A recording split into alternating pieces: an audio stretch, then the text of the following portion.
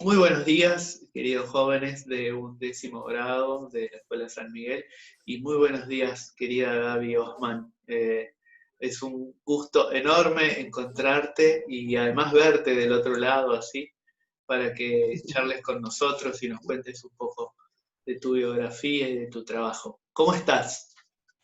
Muy buenos días, Santi. Estoy muy feliz de encontrarte, ya Ujú. sea a través de esta vía. Creo que este Sí, año no nos hemos visto todavía no, creo que no. y arreglamos encontrarnos con un mate hoy a la mañana. Sí, aquí. Y bueno, también agradezco esta invitación porque siempre el contar una biografía y toda biografía tiene tantos misterios y es tan única. Siempre me han maravillado las biografías. Sí, Y el poder contar la propia es un honor. Para mí fue un momento importante prepararme para hoy y claro. pensar en todos los jóvenes que están ahí.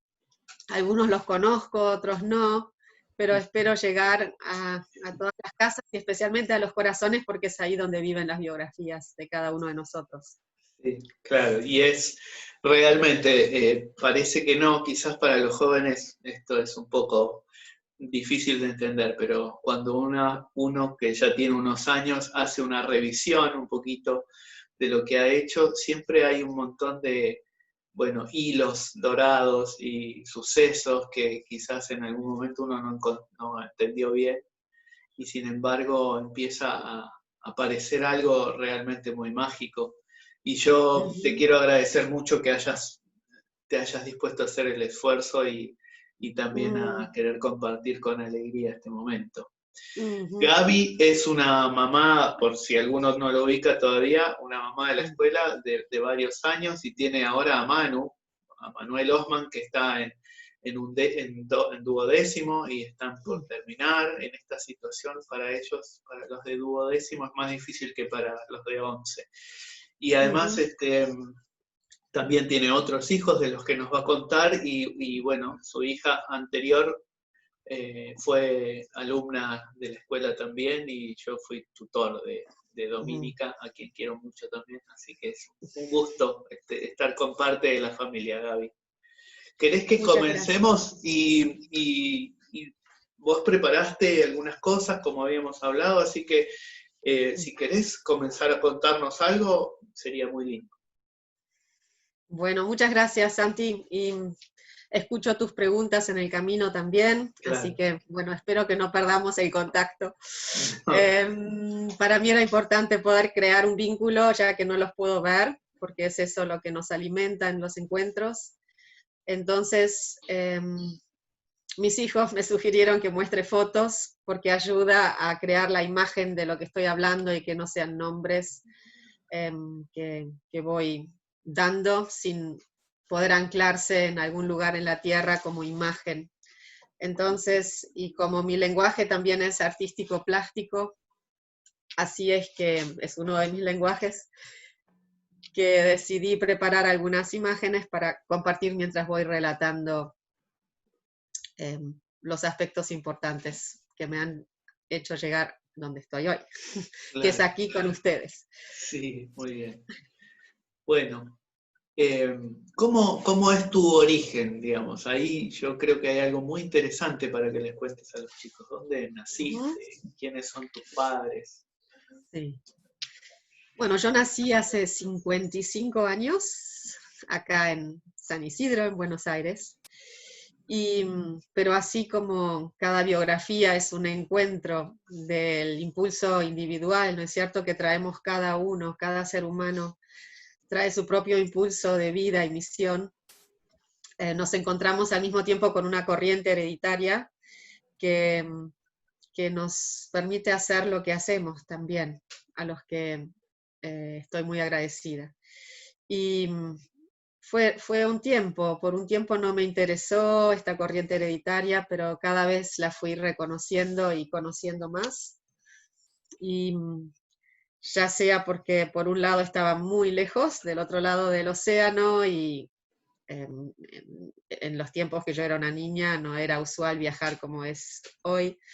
Entonces, sí, mis raíces y mis parientes estaban muy, muy lejos. Ujú, Una llamada de teléfono era esperar días y esperar el momento de hablar con mi abuela. Bueno, eran otros tiempos, ujú. pero así es que recién ahora estamos terminando la biografía de mi padre, que vive acá en Buenos Aires, en San Isidro, que cumplió 93 años, y Mm, por 2 años lo entrevisté los viernes y me contó que existe en los años que él tenía entre 15 y 20 años, diría. ujú. Así que una biografía de mucha intensidad en la edad que tienen justamente ustedes, los jóvenes, en el 11º. Claro. Sí, Y creo que capaz que sea más fácil ponerse en el lugar del otro porque ustedes están justo en esa edad en la que vivió como los nudos de su biografía, claro, claro, que lo trajeron hasta acá. claro, claro. Ujú. ¿Querés mostrarnos algunas imágenes de aquel lugar de donde tu familia viene? Sí, ahí va, Santi, vamos a probar Sí. si sale. Em,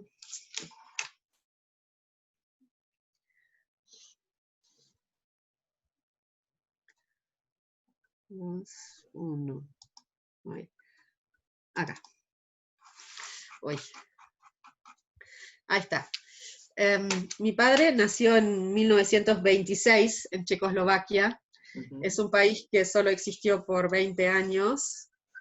O Ajá. sea, se fundó después de la Primera Guerra Mundial, en 1918, y en 1938 ya estaba siendo disuelta por la situación política de el avance de Hitler en Europa, y él ahí hace un tratado de Múnich de paz en donde la parte sur de Checoslovaquia la integra a Alemania.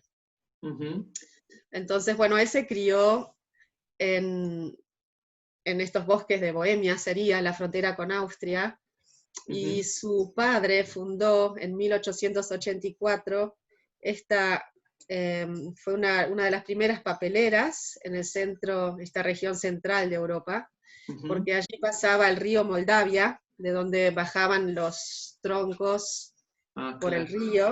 claro. Tenían la fuente ahí nomás, y Ujú. era una zona de mucha pobreza, pobreza cultural, las personas no tenían trabajo, y así es que eligieron esta región para este emprendimiento y fundaron un pueblo, diría, de Mm, 1.500 habitantes. En 2 años, me dijo mi padre, crearon este gran emprendimiento, construyeron 86 viviendas, escuelas, hospitales, empezaron a generar cultura entre ellos también rescataron su propia cultura, y estaba la fábrica ahí que se ve en el valle humeando, claro. como Qué, el comienzo de qué la... interesante, Gaby. Y todo eso con esfuerzo, digamos, solamente individual. No había Sí, gobiernos ahí que crearan el pueblo ni nada de eso, sino el trabajo de ellos con la fábrica. sí, fue un casamiento sería de mi bisabuelo en ese sentido, con una mujer que era adinerada y que trajo este dinero para que esto pueda suceder. Mm, O sea, esto era todavía en la época del Imperio Austrohúngaro. claro, Y claro, era como ya un concepto muy avanzado en ese tiempo, el concepto social de crear esta comunidad en sí, claro. de vida y de cultura. Ujú. Y todavía recuerdo el relato de mi abuelo, que él contrataba a personas en ciertos trabajos que supieran tocar un instrumento, porque los Ah, viernes hacían música de cámara y tocaban juntos, y que para él era muy importante que hubiera un alimento cultural dentro de todo ese mundo del trabajo también. realmente esa es una concepción muy moderna, incluso en algunos casos Sí, futura, ¿no? sí. Que lo social también esté asociado con lo cultural, ¿no? Que haya Ujú. un intercambio ahí, qué interesante, ¿no? No solo un proyecto económico fabril, sino también algo cultural. Sí, Muy bien, sí, qué ahí. interesante. relatos de mi abuela que visitaba las casas, me contaba, y ella bordaba mucho, ella hacía alfombras a mano, tengo unas acá en casa, Wow. hasta, sí, el final de su vida hacía alfombras con el nudo persa, Ajá. y eso también, bueno, las mujeres eran acompañadas en sus tareas, Ujú. y crearon también como motivos propios que hacían a su cultura. Claro. Pero les daban esos espacios para que lo pudieran hacer y valorar y también vender. Ujú. O sea que Aquí entonces, tenemos el valle. ah, Ujú. entonces comienza ahí una historia de tu biografía que viene de manos muy antiguas, fines del siglo XIX, Sí, y, y ahí entonces se crea este pueblo. Acá vemos el valle, una foto sí, en blanco y negro muy linda.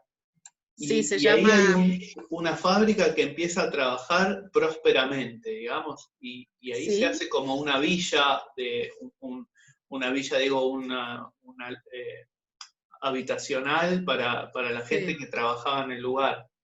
sí. Ujú. Qué Y, interesante.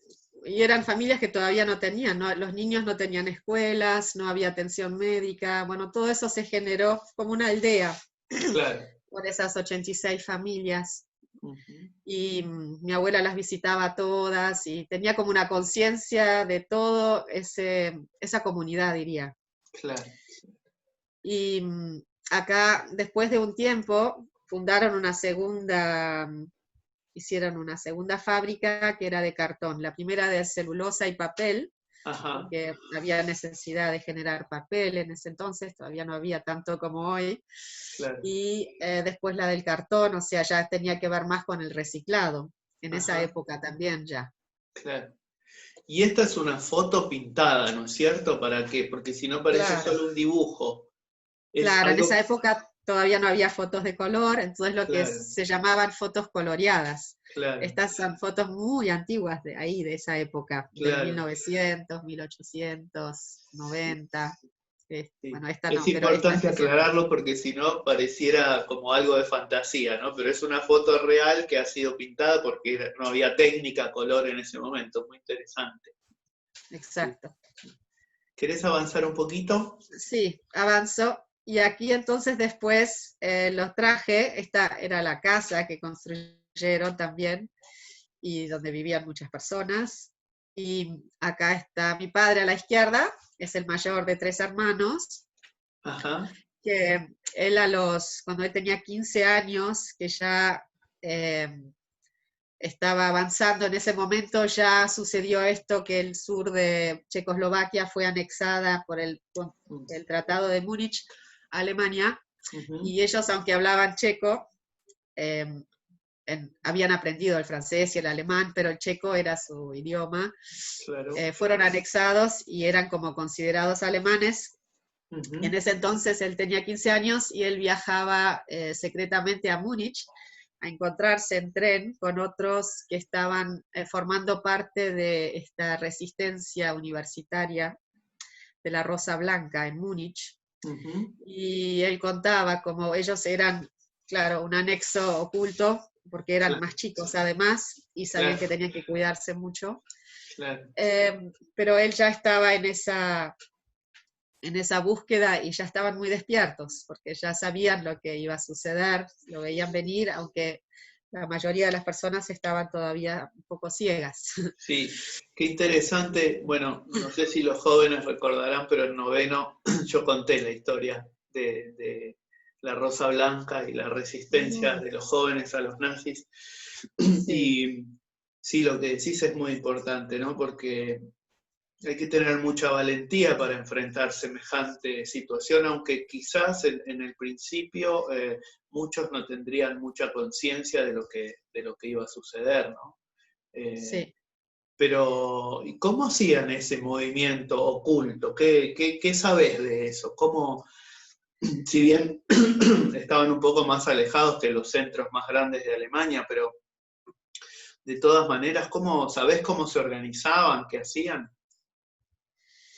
Eh, Esto sucedió porque los hermanos de los amigos de mi padre estaban en la universidad y de ahí ellos estaban informados, era como una información interna Claro. que iba circulando con mucho cuidado porque sabían que eran, que había peligro de vida de cada uno de los que estaban formando parte de esa resistencia, Claro. y ellos estaban preparando, transmitían información, había vías de comunicación interiores que no llegaban al público, pero que fluía por donde podía fluir y donde encontraba sus anexos. Claro.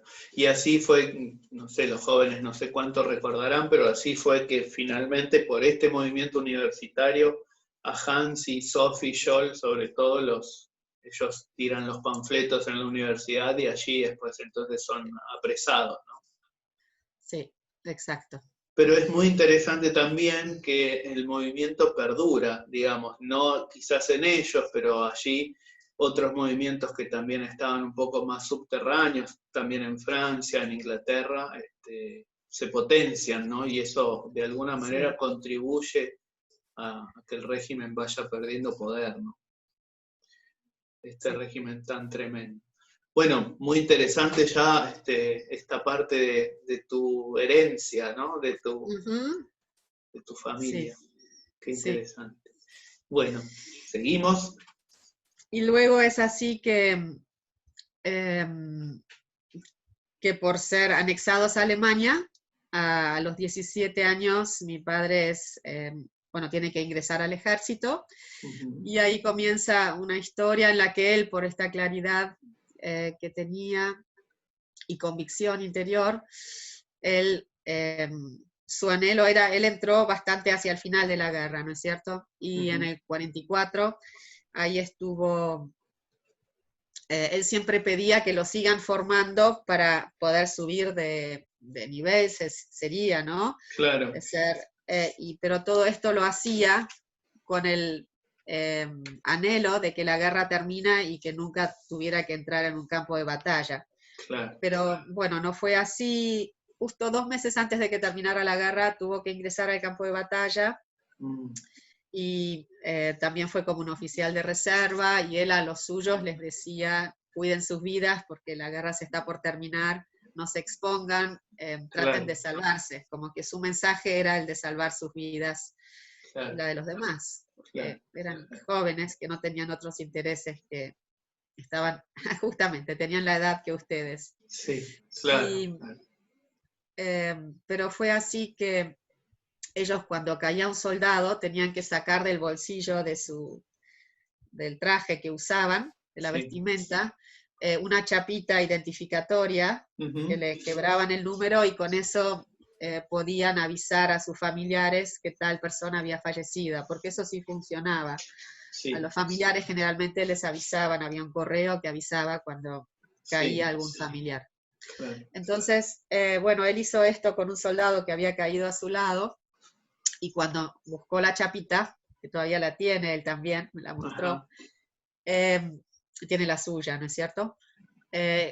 Encontró en ese mismo bolsillo un libro, y lo llevó, y ese libro era el Fausto de Goethe. Qué interesante. Sí, y bueno, el libro estaba con la sangre del soldado también. Y él se llevó ese libro y la identificación, avisó, y poco después explotó una granada muy cerca suyo, por la que casi pierde su pierna, pero ahí entonces ya salió del campo de batalla y fue llevado a un tipo de barco como de enfermería, ¿sería? Claro, claro. Que fue navegando por suerte hacia el oeste, no hacia el este, porque hacia el este estaban los rusos avanzando, claro. Que él no cree que hubiera sobrevivido a esa herida. Claro. Pero hacia el oeste estaban los americanos, que lo acogieron en un tipo de carpa de enfermería, ¿no es cierto? Claro, un hospital de campaña. Ahí, exacto, hospital de campaña. Y ahí estuvo medio año sin poder moverse, porque tenía la pierna abierta, se la querían amputar, él dijo que no, que él creía salvarla. Ajá. Y en esa época ellos tenían como unos tickets que recibían cigarrillos y miel. Ajá. Y él intercambiaba sus tickets de cigarrillos por los de miel, y gracias a la miel curó su pierna. Wow. Y él dice que gracias a que él tenía ese libro del Fausto, no enloqueció, porque en ese hospital de Campiña eh, era la agonía y la locura la desesperación y el dolor era tal, claro, Claro. porque iban desfalleciendo Sí, los sí. soldados, y él pudo mantenerse en eje o centrado y mantenerse en vida y en cordura gracias al Fausto de Goethe, que lo aprendió de memoria en esos 6 meses. Wow, qué impresionante. Uno, la verdad que no puede ni imaginarse, ¿no? Lo que debe ser estar en un momento así, con la Sí, muerte alrededor, con las heridas y la enfermedad, y encima herido, postrado. sí, Son realmente vivencias muy fuertes de vida, ¿no? muy fuertes. Sí. Así es, ahora en sus 18 años. Yo le Wow. preguntaba si hablaba con los soldados que estaban al lado, me dijo, no, nadie hablaba, era un gemido y agonía, estaban todos ocupados con su dolor. Qué impresionante. Y sí, muy impresionante. Eh, y ese destino, ¿no? Él en ese momento no sabía por qué había encontrado ese libro y que lo Claro. atesoró y lo guardó. Sí, sí. Y es un libro muy importante culturalmente, yo creo, para la historia de la humanidad, ¿no? Los jóvenes lo ven un poco en doceavo, ¿no? El año que viene Sí, probablemente tengan una oportunidad. Sí, es un libro muy profundo también, ¿no? Y es muy maravilloso cómo está contada la profundidad de ese libro. Pero bueno, no entremos allí porque es muy largo y nos vamos a entusiasmar y vamos a perder mucho tiempo en eso. Contame cómo es que entonces tu padre con 18 años, bueno, puede sobrevivir y esa herida se cura a través de la miel y cómo sigue la cosa, cómo llegás vos después de tu nacimiento, cómo es Mm, esa situación. ¿Querés avanzar un poquito? sí, ahí después, bueno, es que la historia de Checoslovaquia es bastante especial. Después cuando termina la guerra, eh, mi padre lo rescata un amigo de su familia para que termine el colegio, el secundario, y que termine le hacía hacer equinoterapia para que recupere su pierna y la fuerza, así que andaba a caballo todos los días. Mm, Y ahí después quiso ir a Viena a estudiar como comercio internacional, porque él ya estaba pensando en poder salir de esta situación de guerra. Él ya había perdido en el 46, hubo un nuevo tratado, que es el Tratado de Potsdam, en donde toda Austria y Alemania fue dividida por las grandes potencias, los aliados que habían ganado, que eran los rusos, ujú. los ingleses y los americanos, estaban los franceses también. O sea, estaba toda Austria, Alemania sitiada por estos 4 poderes y potencias, se dice. Sí, sí, También había poderes ahí. sí, claro. Y también las 2 ciudades más importantes, que eran Berlín y Viena, estaban bajo esa situación. Ujú. Entonces la misma ciudad estaba sitiada por las 4 potencias. Mm, Y bueno, mi padre intentó estudiar en Viena, pero dijo que los traumas eran tan grandes, los flashbacks de las mm, vivencias que tuvo no lo dejaban estudiar. Pero bueno, intentó 2 años, rindió algunas materias y ahí eh, buscó nuevos horizontes, porque en ese entonces, en el 46, después los checos mismos recuperaron las tierras que habían sido tomadas por Hitler, por el cual fueron alemanes por esos claro, años, sí. pero los checos mismos expulsaron a los que habían sido tomados por Hitler, así que ellos perdieron todo Todo, su, claro, todo. Se claro. fueron con una carreta y sus valijas, tuvieron ahí, no sé, unos días para irse y así que él dijo, ¿a dónde voy? Quiero irme de estas tierras sitiadas. Y Sí. ahí es que empezó a preparar su visa para ir a Sudamérica. Él fue el único de su familia que hizo esto.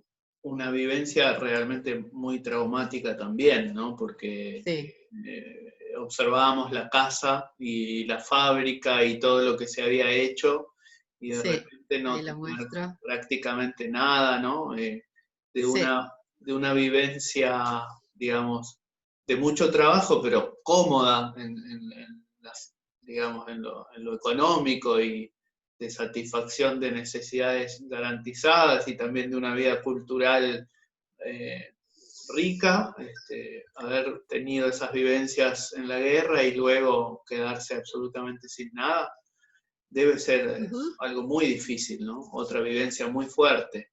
Sí, y también los hermanos fueron todos separados. A mi tía, la que está en el medio, Aniela, la mandaron a Inglaterra, donde la cuidó.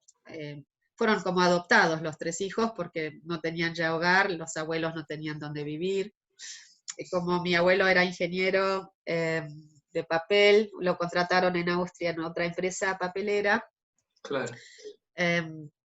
Y así, bueno, mi padre cuando preparó su partida, él decía algún oficio tiene que poder llevarse, no quería irse sin ningún oficio. Claro. Entonces decidió en 6 meses hacer una formación, un curso de soldador. Entonces él conoce muy bien los metales y aprendió a soldar, y él con eso sentía que podía salir al mundo porque al menos de soldador iba a poder trabajar. Claro. Y le gustó mucho ese trabajo con los metales. Y entonces allí es que prepara su venida para América, para Sudamérica. Sí, sí, exacto. Y así entonces, bueno, llega un día la visa y se sube al barco Corrientes, que sale de Génova y llega a Brasil. Esa es la historia de mi padre. Y después está la parte de mi madre, que es 12 años menor, que nació justo a los comienzos de la guerra, sería en el sur de Austria, en Carintia, en la frontera con Yugoslavia. Ahí vemos los Carpatos, las montañas, ahí está el límite con Yugoslavia. Sí. Y ella creció con una familia que, bueno, también trabajaban en la política, y su abuelo trabajaba en la gobernación como empleado, pero eran conocidos también que eran opositores de este avance de Hitler. Claro. Estas cosas se sabían, porque se hablaba, obviamente, en un momento cada uno defendía también sus posiciones, como es en la política, o sea, no era algo muy secreto, claro. Pero en la medida que fue avanzando tanto el poder de Hitler, claro, ellos también estaban en peligro. Y al mismo tiempo estaban avanzando desde atrás de las montañas los partisanos que estaban siendo movidos por Tito, un gran tirano, estaba avanzando con su partido comunista, y hacía poco que había decapitado a un tío mío. O sea, entonces ellos en ese momento sabían, recibieron un mensaje: si estás todavía mañana, perderás tu vida. Así es que mi abuelo con mi madre de 8 meses, 9 meses, y mi abuela, se tomaron un tren y fueron a Francia, huyeron para esperar una visa para llegar, también cruzar el océano. Wow, así que esta casa, que era donde ella nació, quedó allí y ellos abandonaron todo y salieron solo con sus valijas porque debían escapar. Exacto. Y quedaron los tíos todavía viviendo ahí. Mi abuelo, cuando se retiró, cuando huyó, dijo: yo no quiero nada, esto es para ustedes van a vivir tiempos muy difíciles, yo no quiero ninguna herencia y yo voy a hacer mi camino y vamos a buscar nuevos horizontes. Y así es que fueron él aún todavía cruzó, hay relatos de que cruzó la frontera hacia Francia caminando porque estaba siendo buscado. Entonces, bueno, se encontraron después en Francia, mi abuela, mi madre bebé y mi abuelo, y ahí esperaron la visa unos 5 meses con este barco Augusto, que los cruzó a Brasil, y este fue su último viaje, porque de regreso en el Atlántico había sido bombardeado. Wow. Así que es como siempre tan increíble, ¿no? ¿Cuántas cosas necesitan suceder? Yo en mi caso digo, para que yo haya nacido acá. Claro que sí, claro que sí. Gaby, acá vemos la foto entonces de quién, Gaby, de tu mamá. Bueno, de mis padres se encontraron en San Paulo Y Ajá. ahí comenzó una nueva historia a la que yo me sumo después porque se mudan a la Argentina y ahí nazco yo Ajá. después de un tiempo como tercera hija de 4 hermanos. Ajá. ¿Y los otros hermanos tuyos nacieron en Brasil? No, todos acá. Ellos Ah, mira. sí, Así que se encontraron trabajo conocieron y acá. se vinieron aquí y aquí iniciaron una vida nueva donde nacieron sus hijos. Sí, exacto. Perfecto. Y Así vos que sos bueno, la nací menor de todas. la tercera, tengo Ah, la todavía un tercera. hermano menor. La tercera, sí. Así que, bueno, nací con mi lengua materna es alemán, Mm, es lo que ellos trajeron y lo que tenían en común ellos dos. claro. Y así es que, bueno, eh, me crié muy unida a la naturaleza, a, a los cuentos de hadas, a la historia, a la cultura, a la música. Mi padre Ujú. siempre dice que lo que lo salvó también fue la música, y él cuando vino a la Argentina, más adelante creó una asociación argentino-austríaca para generar vínculos e intercambios culturales y darle la posibilidad a jóvenes músicos a formarse en Austria, Ajá, y trabajó en el Mozarteum. Todo esto en la fundación de Traer la Música, claro. es con lo que yo me crié y conviví, y así también la tradición que ellos traían, yo me crié dentro de esa tradición.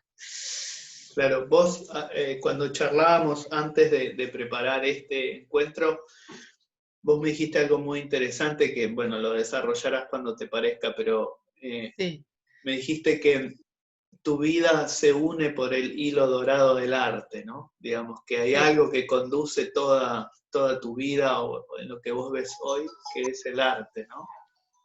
Perdón, que ahí suena un celular. Falso. Ahí estamos de nuevo, jovencitos, bueno, son un Sí, teléfono. Y bueno, te había hecho la pregunta sobre el hilo del arte en tu vida. Y sí. entonces, bueno, vos decís que ya recibiste este arte desde niña, ¿no? Por la música y por, bueno, también los cuentos de hadas. ¿Cómo es Sí. ese vínculo? ¿Qué recordás de eso de niña? ¿O cómo es que vos entrás más directamente en el arte? Sí, mi padre decía que te pueden quitar todo, pero hay algo que nadie te puede quitar, que es la cultura, y la puedes llevar a donde vayas. Y eso es lo que hizo. De verdad que crearon como un pequeño Austria y Checoslovaquia en donde yo crecí. Y ellos con sus primeros ahorros, por ejemplo, ya buscaban un artista que para ellos era significativo y les conmovía, y iban como, yo estaba rodeada de como una sensibilidad artística, diría, y la alegría de que eso fuera parte de nuestra vida. Claro, Y ya de chica me gustaba investigar, leía mucho, cuando me buscaban el chiste era, no sé dónde está, pero está atrás de un libro. Y lo que siempre me interesó mucho fueron las biografías de artistas, de músicos, porque así mismo me enteraba de la vida, de la historia de esa época, pero el conocer como la intimidad de los artistas para mí siempre fue eh, como algo que me unía profundamente y me daba deseos de conocer, porque me identificaba mucho con sus claro, preguntas, con sus búsquedas. claro, claro. ¿Y a ver si nos puedes contar, cómo transitas, por ejemplo, la niñez o la adolescencia? ¿Qué intereses tenías más por ahí en la edad de estos jóvenes, desde los 15, donde uno empieza a tener un poco más de conciencia de ese camino que va a empezar a transitar, aunque no lo sabe, ¿no? Pero empiezan a aparecer Ujú, ciertas señales. ¿Querés ujú. contarnos algo de eso? Por un lado, la naturaleza. En esa época, la Fundación Vida Silvestre justo se había empezado a fundar, me acuerdo, fue una de las primeras socias. Me iba a ver los pájaros a las 5 de la mañana, pasaba un micro y viajábamos a ver en el amanecer los pájaros Ajá. y a maravillarme de la creación, por decirlo de alguna manera, y de la diversidad. Y desde el arte sí siempre me llevaban al teatro, a los conciertos. y para mí eran momentos sublimes. Me tocaban, que no pasaba con todos los que estaban a mi alrededor, pero para mí sí fue así. No lo podía compartir con mis compañeros, así, Claro. pero en mi fibra íntima yo sabía que me estaba tocando algo muy profundo. Ujú. Y es así que cuando terminé el colegio, me preparé para entrar a la Prilidiano Porredón, que era nuestro centro de formación docente y de artista plástica. Ujú. Pero bueno, tuve un año de preparación y mis padres querían que hiciera algo que garantizara de que yo no iba a pasar hambre. Entonces me pidieron que hiciera el curso de secretaria, que lo Ajá. hice. Claro, Pero bueno, cuando lo hice yo sabía que, dije ojalá que no me toque ser secretaria, porque ahí mi alma no estaba vibrando en sus altas claro, vibraciones. sí, Pero bueno, yo había hecho algo que me daba una seguridad y a mis padres especialmente también. claro. Digo, gracias a Dios que no cambió el teclado de la máquina Pitman a lo que es la computadora, porque me sirve hoy a escribir rápido en el teclado Claro, claro, y a conocer los protocolos de intercambios y de claro. formas de dirigirse a diferentes Sí, también autoridades, a uno tiende instituciones. a quizás a veces a desvalorizar algunos conocimientos que probablemente no le interesen, y sin embargo todos son herramientas, ¿no? A pesar de que, Exacto, lo digo por los jóvenes porque vos decís la Academia Pitman, que era una academia de mecanografía, y ellos no sí. saben lo que es, claro, y tocarán solo las pantallas que no tienen tacto de sus celulares y las otras, pero en las teclas había una sabiduría que por lo menos técnicamente era útil para aquel momento, y que de Sí, todas maneras, aunque no sea útil en lo que uno aplique, probablemente sea útil por el esfuerzo que uno haya puesto para aprenderlo, y todo eso va forjando también el alma, ¿no? ujú, exacto. Y Así es. entonces hiciste este curso, pero ya íntimamente sabías que no iba a ser tu camino, y Ujú. el arte era así. ¿Y cómo iba ese arte? Así es que, bueno, entré en la Prilidiano Porredón y también mis padres decían, como artista, la verdad es que nos gustaría que hicieras otra cosa más que te dé más seguridad, como de qué vas a vivir. Son Claro. tan pocos los artistas que son famosos y que pueden vivir de su obra. Bueno, así es que estudié al mismo tiempo diseño de interiores. Ajá. A la mañana estudiaba diseño de interiores y a la tarde visitaba la academia de Prilidiano Claro, Porredón. Pero bueno, también lo concluí y yo sabía que eso no era mi camino. claro. Pero Pero quizás bueno, podía ser más rentable si fuera necesario. claro, también fue como una formación de mini maestro mayor de obras, o sea, yo sabía hacer reformas, tirar abajo paredes y todo eso. Pero bueno, mi alma no seguía vibrando por ahí tampoco. Así es que, bueno, con el arte y con el lenguaje no verbal empecé a entrar en un mundo que era cada vez más mío. También lo conocí a Gerhard, que es ahora mi actual pareja y papá de mis 4 hijos, con Mm. los que empezó una etapa de mucha aventura, de mucha comunidad con la naturaleza y con la cultura también. O sea, teníamos muchas cosas en común, haciendo viajes a dedo por la Patagonia de meses, en ese entonces que casi no pasaban autos.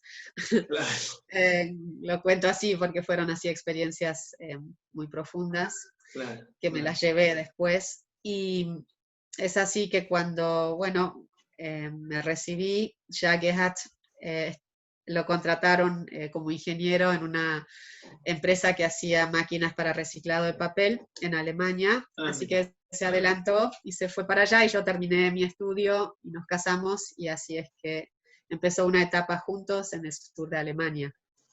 En el sur de Alemania. Así que, Sí, de alguna manera, bueno, tu lengua materna y tus antecesores te llevaron de vuelta para allá. exacto.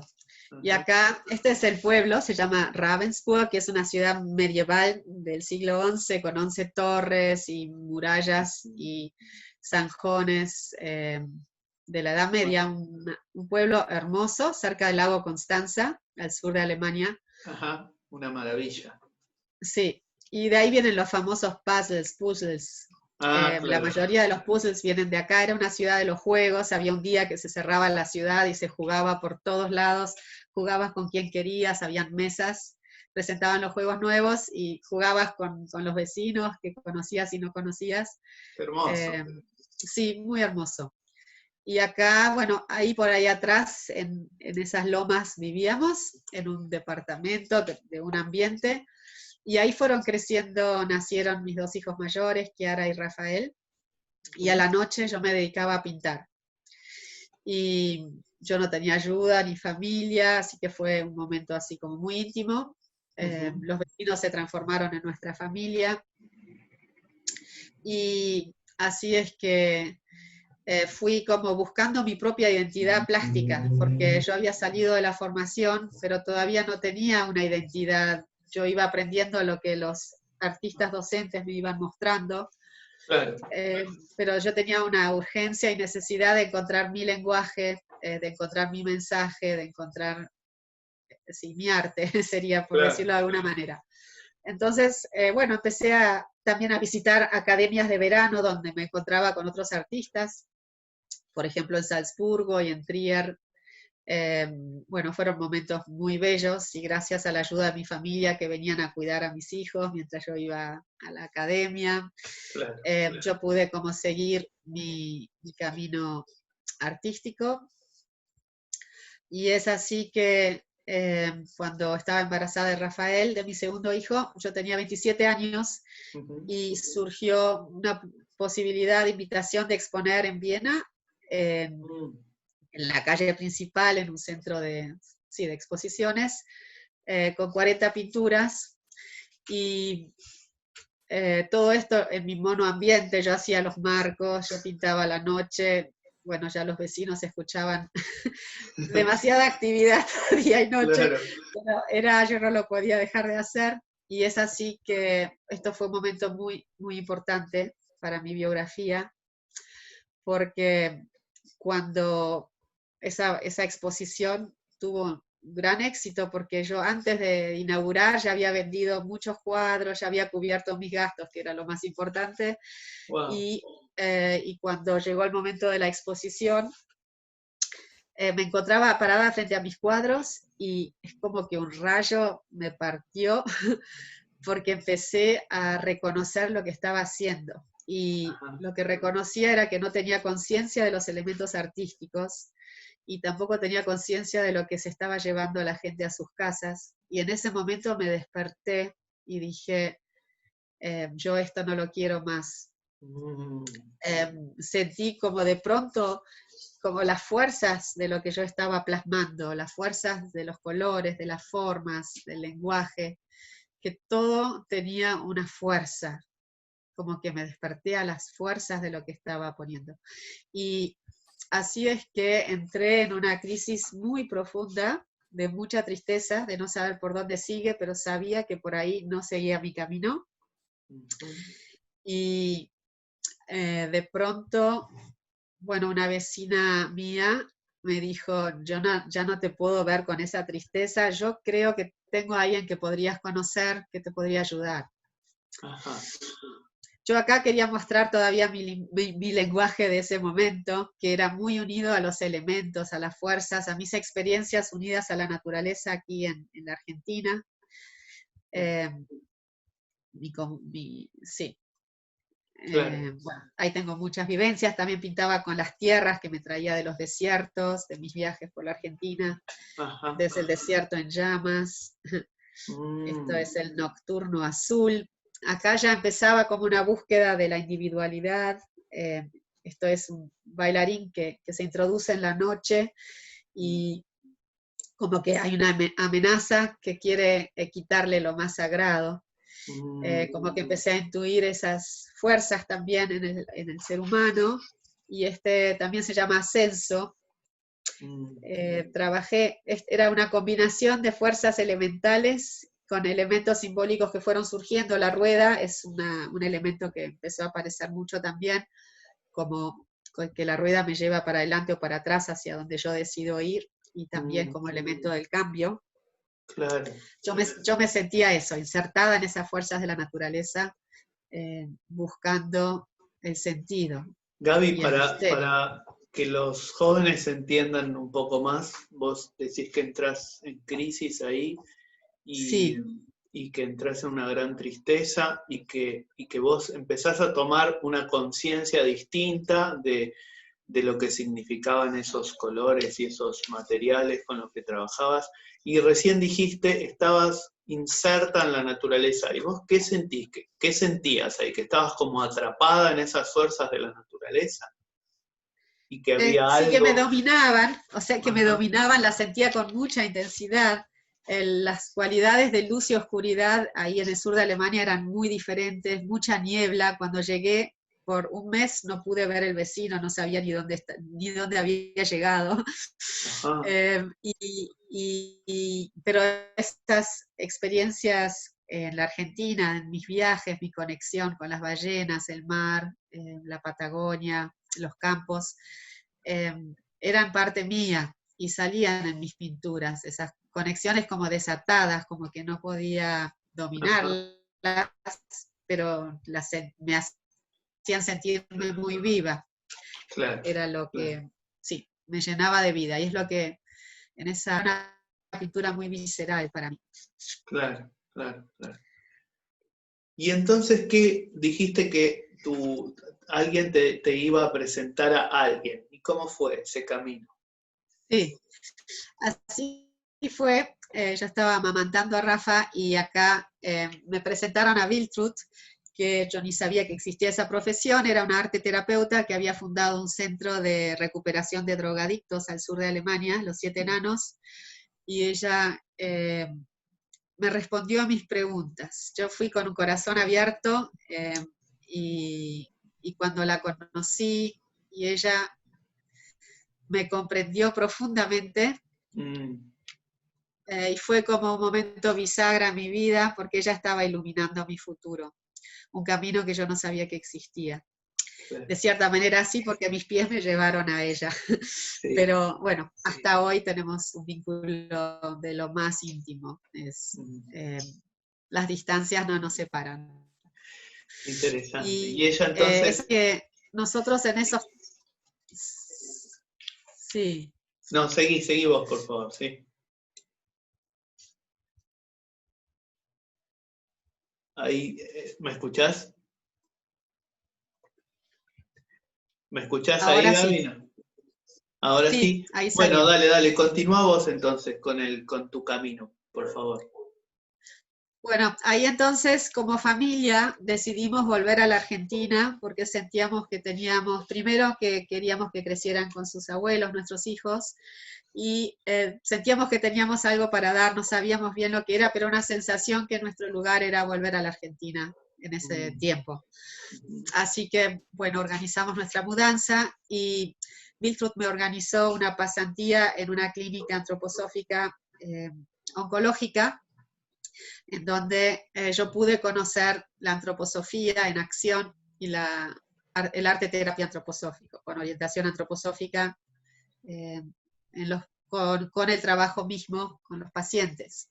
Y ajá, fue tal el impacto para mi alma cuando llegué a este lugar y conocer esta forma de trabajar y de sanar, y la comunidad de médicos, terapeutas, enfermeros, eh, gente que limpiaba, todos juntos, acompañando a cada individualidad que llevaba ahí para hacer una experiencia.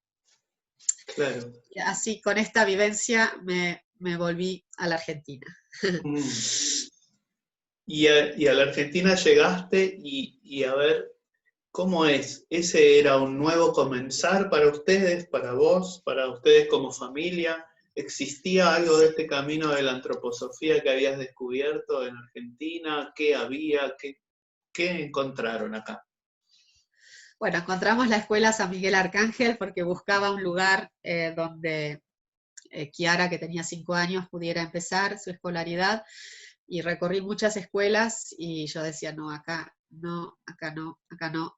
Y después alguien me dijo, ¿por qué no vas a conocer a esa escuela San Miguel Arcángel? Y la verdad es que así como yo sentí mi hogar, que había llegado a casa cuando entré en esa clínica antroposófica, así fue con la Escuela San Miguel Arcángel cuando, sí, la cultura vive en todo, en el cómo y Claro. en lo que hacen.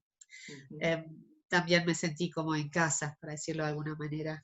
Claro. Y así también encontré personas con las preguntas que compartíamos del arte. Estaba Liliana Haberger con Daniel en ese momento también, Gisela Kramer, Gabriela Henke, y así nos conocimos de entrada, porque yo me necesitaba encontrar con quien pudiera seguir este camino que no pude dejar.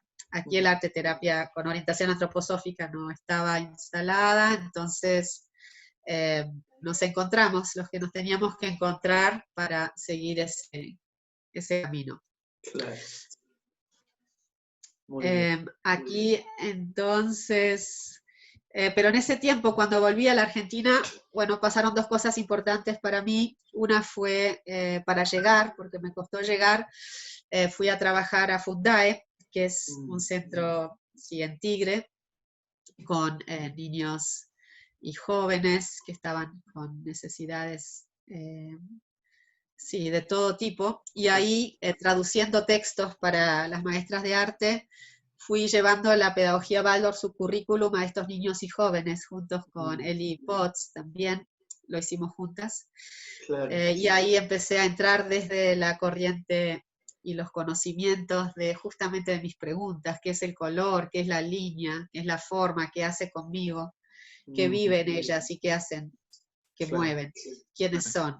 Claro. Esa pregunta de las esencias, la antroposofía me las estaba respondiendo y yo sentía que esa inmensa sed de ese pozo que estaba seco se empezó a llenar de vida nueva.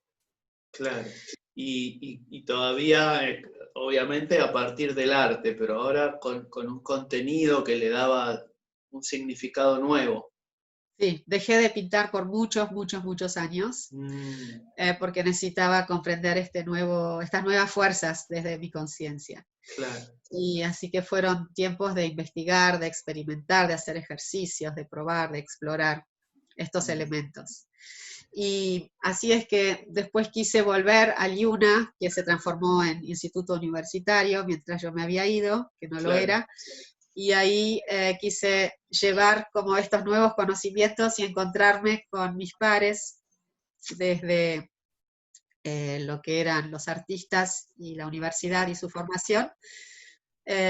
Y así hice la licenciatura que me levantó, por decir de alguna manera, el título de terciario que había sido Claro. cuando me fui de la Argentina al universitario. Ujú. Y esto un poquito toca con el momento de ustedes jóvenes en el 11º, que buscan algo, una pregunta que los mueve, y el regalo que significa esta oportunidad que les da la escuela de acompañarlos con esa pregunta y poder profundizarla. Es un camino que uno nunca se imagina de antemano a dónde va a llegar, pero el empezar ese camino en la vida es maravilloso. Y esto es lo que esta tesis me permitió vivenciar. La vivencia que nosotros les proponemos es esta del trabajo anual y yo creo que ahí ellos ya, nuestros jovencitos que están acá mirándonos, están pensando ya en alguna de sus preguntas, ¿no? Así que, Eso, bueno, sí. bueno. Acá, a ver, Ujú. acá está acá mi tesis era el camino de la transformación del carbón y el camino del hombre hacia sí mismo. Mi pregunta era en relación al carbón y el diamante y cómo, que es llamado la piedra filosofal para algunos, que Sí. había ahí de misterio. Y así cada vez más la pregunta por lo que la naturaleza, el mundo me muestra y que tiene que ver conmigo, se sigue profundizando hasta hoy. Y aquí entonces empecé a investigar el carbón, el carbono, dónde comienza el camino para transformarse en diamante. Y acá estoy en una turbera en la Patagonia.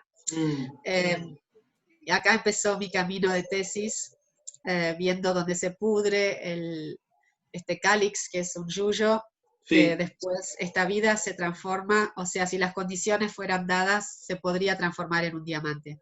Acá es una turbera, que es el primer paso del carbono en transformarse en diamante. Ujú. Este camino me llevó a lugares muy profundos.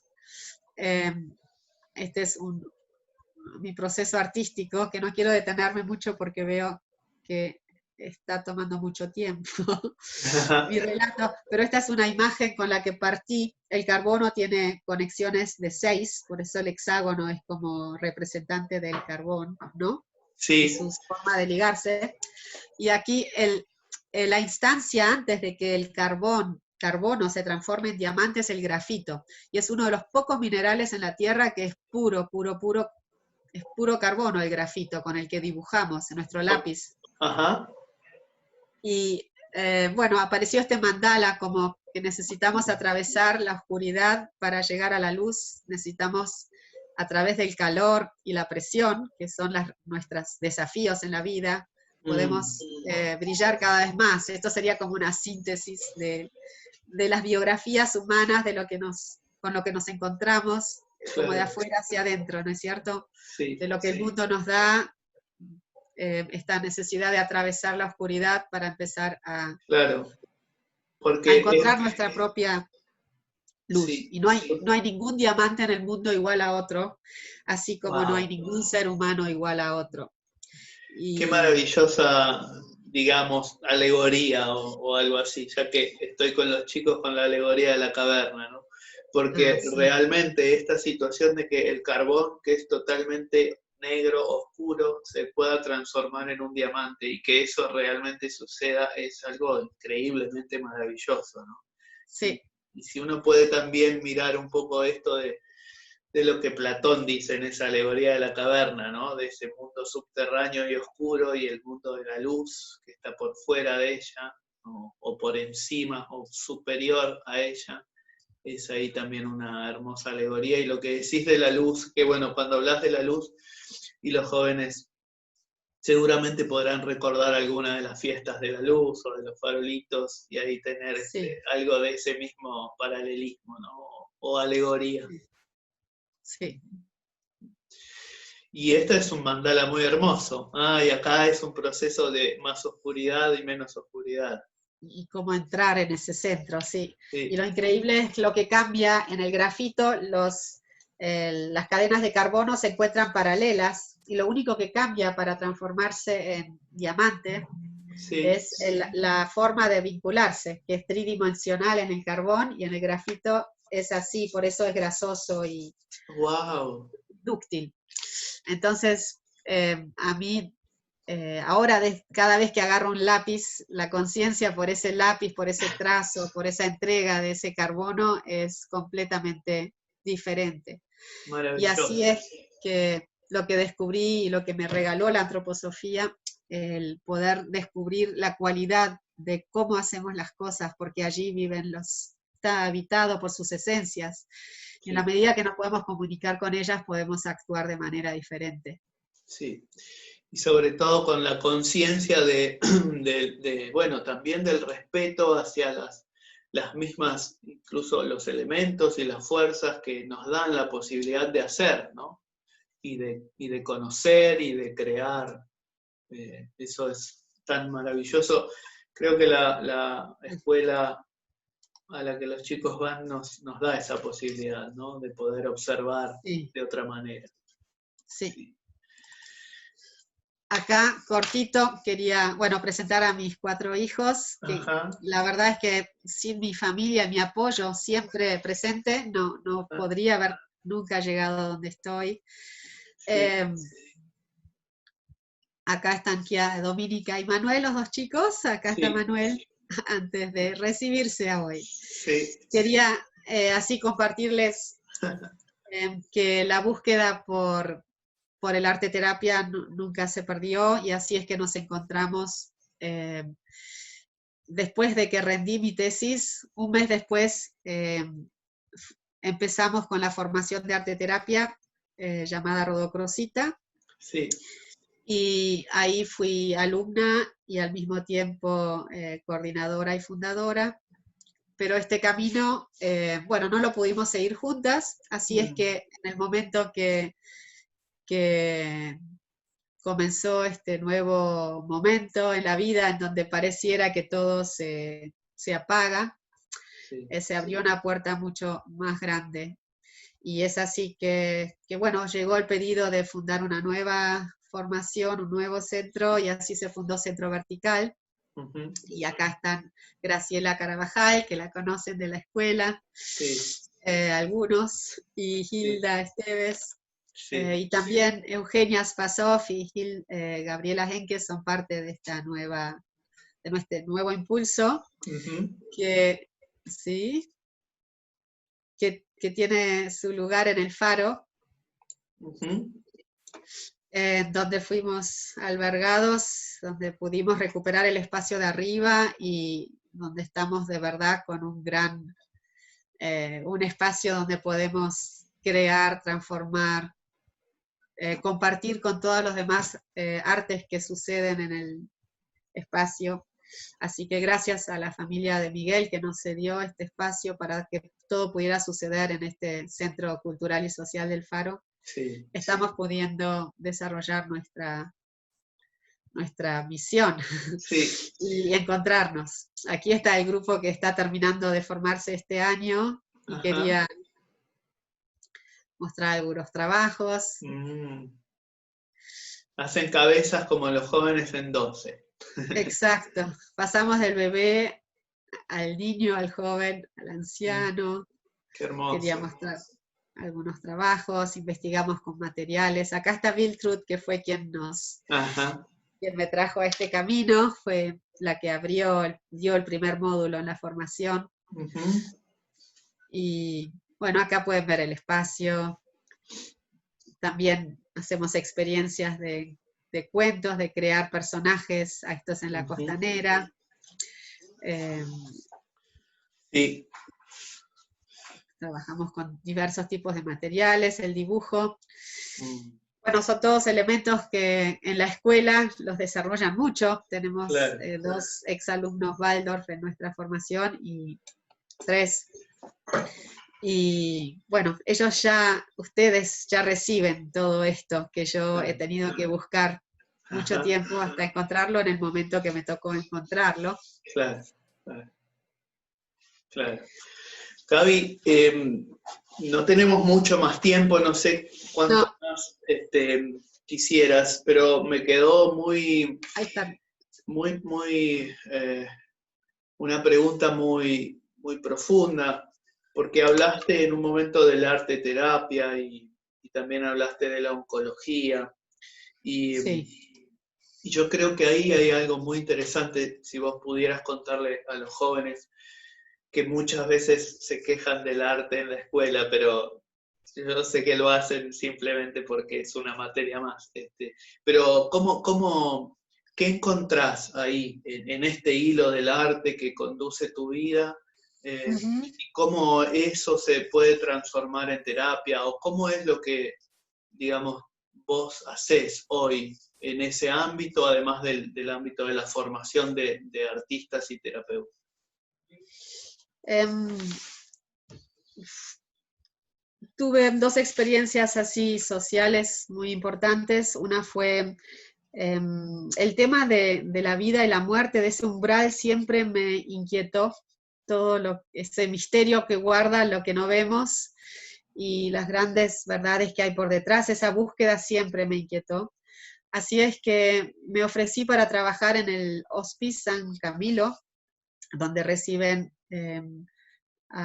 diría moribundos, gente en cuidados paliativos, ya no, porque ya no están ni en cuidados Sí. paliativos, algunos Enfermos terminales, ¿no? Que van enfermos a ese... terminales, Ujú. que están en los hospitales y nadie los va a buscar, por ejemplo, no tienen dónde terminar su vida terrenal, sus últimos días, o gente de la calle. Y allí fui con mis elementos artísticos a encontrarme en ese momento biográfico tan importante, con mis certezas que fueron creciendo gracias a la entrega de Rudolf Steiner, quien me pudo revelar grandes preguntas que me movían profundamente y que tienen mucho que ver con este umbral. Ujú.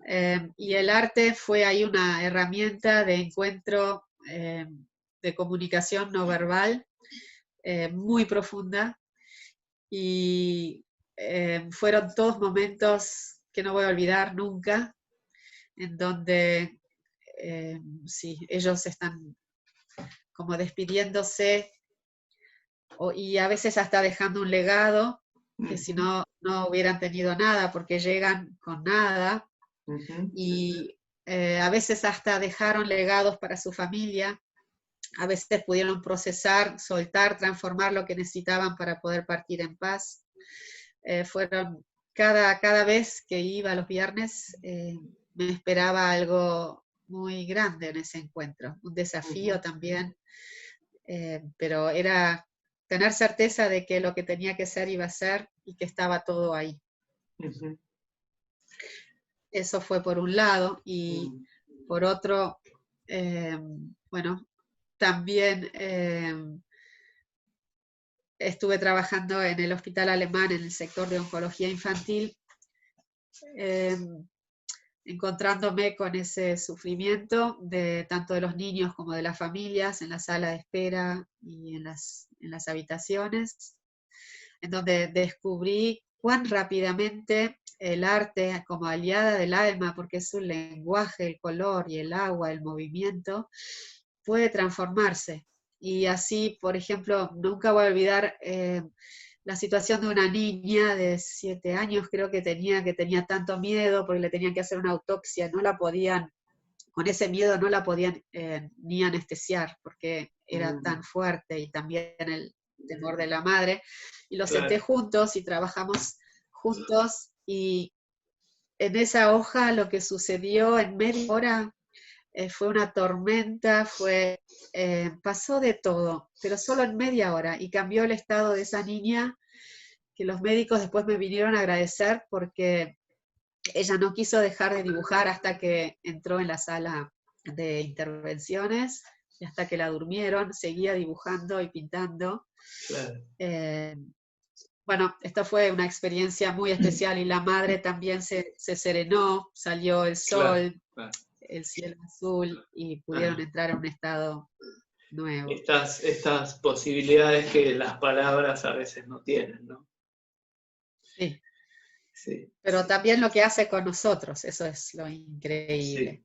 El poder del color y del material, del agua, del moverse, las fuerzas que mueven en el alma, son increíbles. claro, claro que sí.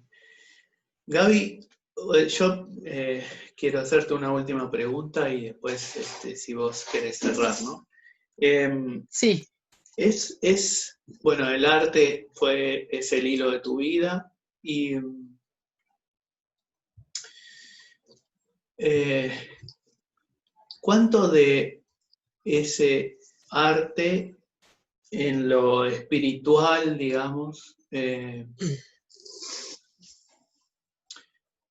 lo que da el sentido a todo lo que hiciste para llegar hasta acá? Es decir, parece como en lo que vos has contado, como si secretamente, no creo que conscientemente, todo se haya venido preparando para que vos pudieras hacer este camino. Y, ujú. y vos eso lo ves así, vos crees que fue una búsqueda tuya permanente, fue algo en lo que te fue conduciendo tu destino. ¿Cómo ves eso hoy a esta altura de la vida que tampoco sos una mujer tan grande, digamos, estás en una Ujú. edad, digamos, media? Eh, ¿Cuánto de eso del arte te puso en este lugar de autoconocimiento eh, y de, no sé, y de desarrollo incluso individual, ¿no? Ujú. Sí, yo lo que fui descubriendo, que cuanto más profundamente sentimos una pregunta y podemos convivir con ella, la vida no deja de sorprendernos, porque nos trae lo que necesitamos cuando asumimos algo de verdad. ¿no? De corazón. Y así siempre tenemos ayudantes y suceden cosas increíbles. Y tengo muchas para contar, pero no las puedo contar en este tiempo. Pero sí quisiera, por ejemplo, mostrar algo que me sucedió. Una de las grandes preguntas que llevo eh, es la pregunta por el Cristo. ¿Qué misión? ¿Quién fue el Cristo? Hay tanta confusión en nuestro mundo, ¿no? Yo fui educada en la religión católica y con una fe muy profunda, pero hubo un momento que mis preguntas no podían ser respondidas ahí. Y con los textos de Steiner pude encontrar un nuevo acceso a esta pregunta que me movía profundamente. Y a través del arte fui como develando misterios, porque el arte también llega desde diferentes ámbitos. Y suceden cosas más allá de lo que puedo conducir. Y así es que fue un momento para mí muy misterioso, que yo me encontraba 2 años atrás en Uruguay, en la Pascua, y justo el embajador de Austria que cambió, yo no tengo relación con los embajadores, pero este justo era un pariente político de Gerhard, y estaba ahí, justo había llegado con su familia, y estábamos en Uruguay, y me pidió que le mostrara, que le tradujera a Pablo Achugarri, que es el dueño de la Fundación Achugarri en Uruguay, que tiene una gran sala de exposiciones, y entonces fui con él y le traduje la entrevista y el encuentro con este gran artista, y estamos parados en la sala y me dice, Gaby, ¿vos no querés exponer acá? Y le digo, pero no tengo ningún cuadro. Y me miró en los ojos con una seriedad y me dijo, Gaby, ¿vos no querés exponer acá? Y me lo preguntó 3 veces con una seriedad. Yo sabía que esto era algo en serio. Entonces le dije, yo todavía no tengo ningún cuadro, pero lo que quisiera hacer es trabajar con la octava de la Semana Santa y quisiera que reunir las diferentes artes, el movimiento, y hacerlo audible, lo visible.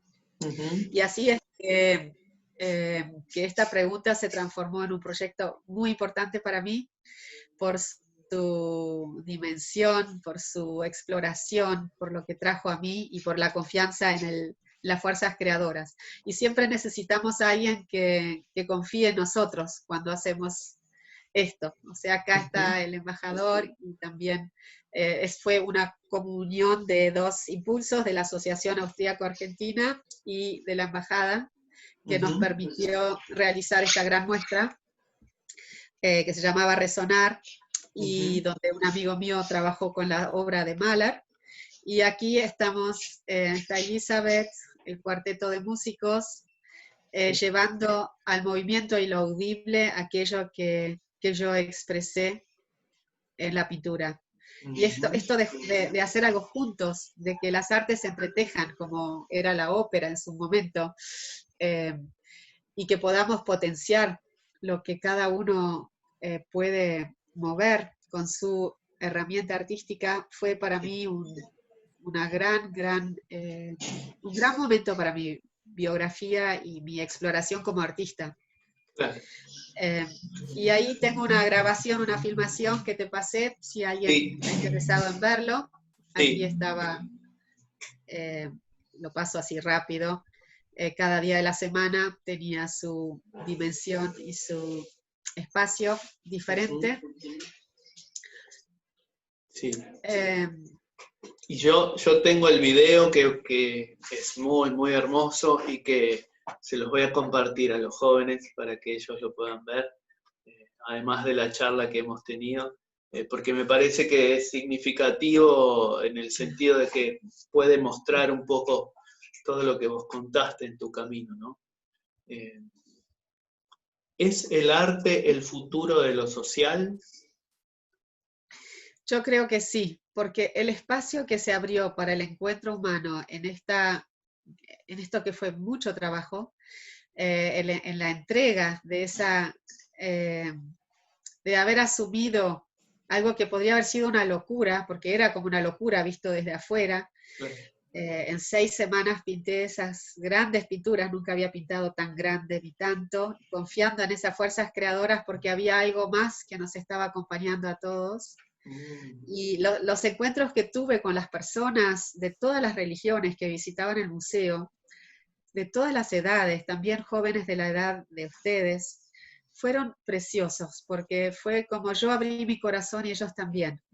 Claro. Nos encontramos compartiendo vivencias muy profundas a través de algo que se hace visible, porque la palabra está y desaparece, pero el arte, la música también, el movimiento también, pero la pintura está ahí, podemos seguir hablando de ella Claro. y relacionándonos, y eso es lo que el arte terapia también nos permite, el poder transformarnos allá afuera, y la certeza es que eso que hacemos allá afuera está repercutiendo aquí adentro, y eso es la maravilla que el arte plástico nos permite vivenciar.